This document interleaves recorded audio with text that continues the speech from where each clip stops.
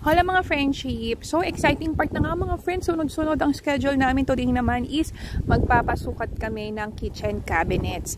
Sabi nga ni Habi, hindi naman daw siya ganun ka-tedious dahil maliit lang naman daw yung aming kitchen. So yan yung aming supplier and pinapapili na ako ni Habi. Hindi ko alam kung bakit niya talaga ako pinapapili, pero baka naman siguro pagdating ng panahon, malay natin, masunod niya talaga yung mga gusto ko.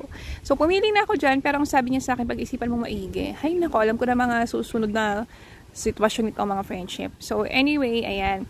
And nag-test kami ng klebe or yung orientation ng tubig kasi dapat pababayan mga friendship. Else, kapag ang terrace nyo ay hindi pa bababa yung tubig niyan, kapag umulan may ipon, may libre kayong pool kapag umulan, o diba? So dapat importante i-test nyo yan. Or pwede namang magpagulong na lang kayo ng Jolene fence para makita nyo kung pababa talaga or papunta sa may drainage yung tubig o yung takbo ng tubig. So kami tubig mismo para lang sure.